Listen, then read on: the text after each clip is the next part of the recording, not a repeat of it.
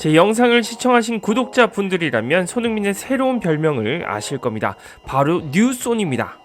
손흥민이 이번 시즌 새로운 손흥민으로 바뀌었다는 뜻이죠. 이는 영국 현지 팬들이 직접 지어준 별명입니다. 하지만 이 별명은 은근히 손흥민을 비꼬는 의미도 담겨 있습니다. 손흥민은 우리 한국 팬들뿐만이 아니라 영국에서도 멋진 득점으로 유명한 선수입니다. 손흥민 하면 빠른 스피드를 이용한 침투 득점, 그리고 손흥민존에서 때리는 중거리 슈팅 등 찰칵 세레머니가 떠오르죠.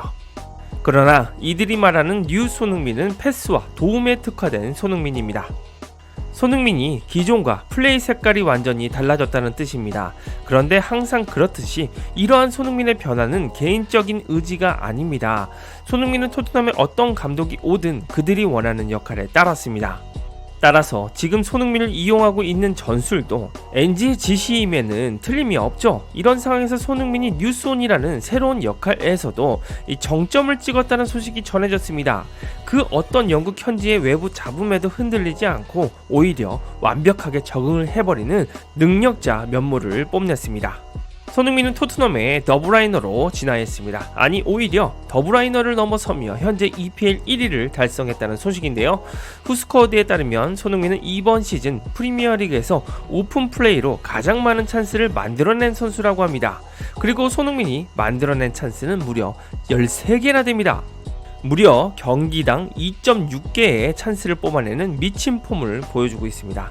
이 때문에 처음에는 비아냥되었던 팬들도 손흥민이 골잡이가 아닌 플레이메이커도 월드클래스란 사실에 놀라고 있는데요.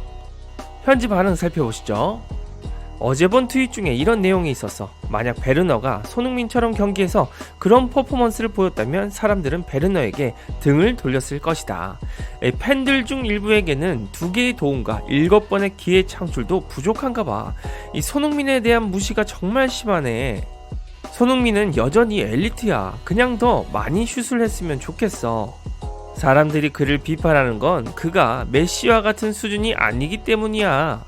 손흥민이 2개의 어시스트를 기록한 것에 대해 비판하는 사람들의 말은 들어줄 가치가 없어. 손흥민은 매 시즌 꾸준히 발전해왔고 다양한 감독들의 전술 지시에 맞춰서 적응해왔다. 우리는 그가 슛과 득점에 더 집중하기를 원하지만 현재 NG 감독 아래에서 그의 플레이 스타일은 주어진 지시사항을 반영한 것일 수 있어. 그의 계약을 빨리 연장하고 그가 이곳에서 클럽의 전설로 은퇴하게 해줘 등등 다양한 의견을 보이고 있습니다. 영국 현지 팬의 마지막 댓글처럼 손흥민은 NG의 전술 지시에 따르고 있습니다.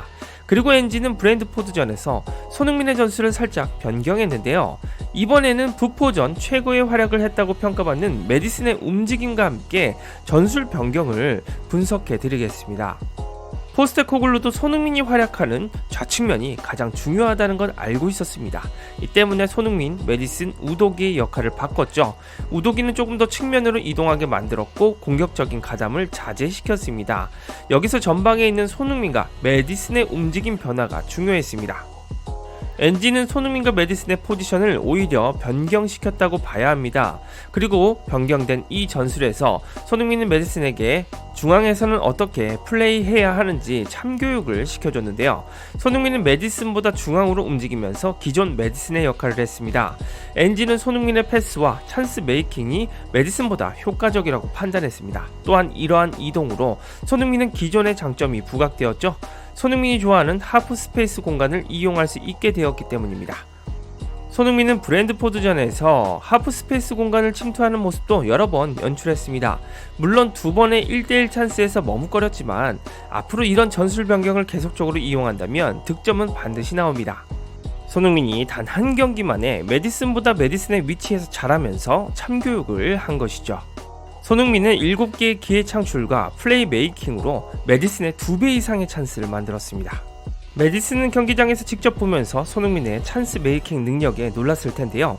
히트맵을 살펴보시면 이런 변화를 확실히 아실 수 있습니다. 히트맵에서 손흥민의 수비 가담이 이전 경기들에 비해 줄었다는 게 보입니다. 그리고 하프 스페이스 공간으로 움직인 변화가 잘 나타납니다. 가장 중요한 것은 메디슨의 히트맵이죠. 메디슨의 움직임이 좌측면에서 빨갛게 찍혀 있습니다. EPL 개막 4경기 동안 손흥민이 있었던 공간입니다. 그런데 이런 포지션 변경은 손흥민뿐만이 아니라 이 메디슨에게도 긍정적이었습니다. 메디슨 측면에서 기존의 손흥민처럼 더블 마크를 많이 당했습니다. 하지만 메디슨은 특유의 탈압박 드리블을 이용해서 여러가지 변수를 만들어냈습니다. 아무래도 손흥민과는 플레이 스타일이 다르고 풀어나가는 방식이 다르다 보니 시너지를 낸 것 같습니다. 그리고 이런 전술적인 변화는 NG 감독이 손흥민의 대표팀 역할에서 착안했을 가능성이 높습니다. 손흥민은 한국 대표팀에서 공미 겸 세컨 스트라이커 역할을 잘 해왔습니다. 손흥민이 프리롤 비슷하게 서면 정말 막을 자가 없었죠. 이런 상황에서 솔랑케에게 피지컬적인 부분을 맡기고 이 롱볼 연계도 가능합니다. 그렇다면 이제 세컨볼은 메디슨이 아닌 손흥민이 차지하게 됩니다. 손흥민이 더 효과적으로 골과 도움을 노릴 기회들이 생깁니다. 하지만 아직도 손흥민에 대한 전술은 완벽하지 않습니다. NG가 솔랑케를 영입하면서 손흥민을 도우미로 쓸 것이란 저희 예측은 100% 적중했습니다. 지난 시즌에는 득점을 책임지는 골잡이로 썼다면 이번 시즌은 완벽한 도우미가 돼주길 바라고 있는 것이죠. 그야말로 손흥민 전술을 작년과 정반대로 쓰고 있습니다. 그래서 작년부터 제가 손흥민이 커리어 말년에는 원톱으로 뛰어야 한다고 주장을 했는데 그렇게 손흥민이 원톱 뛰면 안 된다고 손사래를 치시는 팬들이 계시더라고요. 이 솔랑케마저도 NG 전술에서 고립되는 걸 보고 나서야 이 축구형이 맞았다고 인정을 하시니 허나 여전히 토트넘의 슈팅 난사는 최대 낭비로 이어지고 있습니다. 이 브랜드포드전에도 23개의 슈팅을 난사했으나 손흥민의 슈팅은 1개에 불과했습니다. 손흥민에게 하프 스페이스 공간을 열어주는 시도는 좋지만 이제 슈팅 찬스를 더 만들어 주어야 합니다. 이는 솔랑케를 더 오른쪽으로 치우치게 하고 우측에서 빌드업 빈도를 더 늘려야 함을 의미합니다. 우측에서 아이솔레이션 되어 손흥민에게 넘어오는 찬스가 더 빈번해야 합니다. 이렇게 손흥민이 NG가 원하는 토트넘의 더 브라이너 역할을 하고 있는데요. 하지만 영국에서는 제대로 알지도 못하고 손흥민을 폄하하는 실정입니다. 토트넘 선배인 오아라는 진정한 토트넘 팬들은 손흥민에게 질렸다고 비판했습니다. 이제 손흥민과의 인연은 끝났다고 생각한다. 팬들과 모두가 이제는 손흥민에게 질렸다고 생각한다. 진정한 팬들이 말이다. 그는 더 이상 해내지 못하고 있다. 퀄리티가 사라졌다. 그는 33살이다. 과연 수비수를 제칠 수 있을까? 들어봐라. 그는 훌륭한 선수였고 믿을 수 없을 만큼 대단한 선수였다. 토트넘 전설이다. 하지만 지금 그를 보면 예전만큼 날카롭고 예리한 플레이를 할 수 있을까? 나는 그렇지 않다고 생각한다. 손흥민은 방금 1대1 찬스를 놓쳤다. 예전에 손흥민이었다면 그건 보장된 골이었다. 지금 당장 그를 팀에서 뺄 수는 없다. 그를 대신한 더 나은 선수가 없으니까. 하지만 우리는 새로운 왼쪽 윙어를 찾아야 할 시점이 왔다라고 짓거렸습니다. 너무나 잘해줘서 저런 토트넘 것들의 기대감을 너무나 키워준 게 실수였나 봅니다. 그리고 어디까지나 외국인 용병이라는 건가요? 해리 케인이었다면 입도 뻥끗하지 못했을 겁니다. 브랜드포드전 이후 손흥민이 세운 기록을 보고도 오하라가 짓거릴 수 있을까요? 이번 멀티 도움으로 손흥민은 토트넘의 데런 앤더튼의 67개의 도움에 이어 63개로 2위에 등극했습니다. 3위인 데스크라인 멤버였던 에릭센 62개를 넘어서 올라온 기록입니다. 또한 토트넘의 프리미어리그 공격 포인트 186개를 기록했습니다. 오하라가 감히 거론하기도 힘든 토트넘 레전드 데포와 가레스 베일의 공격 포인트를 합산한 것보다 높은 기록이라고 합니다.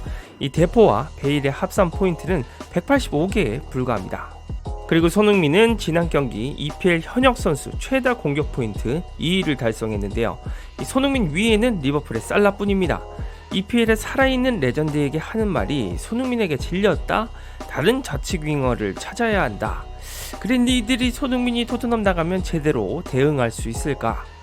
도우미를 시켜도 EPL 1위를 하면서 완벽 적응해내는 능력자 손흥민이 저는 존경스럽습니다.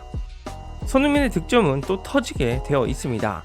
손흥민은 어린 선수들의 모범이 되기 위해서 이런 외부 잡음에 흔들리지 않겠다고 최근 인터뷰했습니다. 이 손흥민을 묵묵히 응원해 주세요. 그러면 우리 손흥민은 또 팬들에게 득점으로 보답해 줄 겁니다. 축구용이었습니다.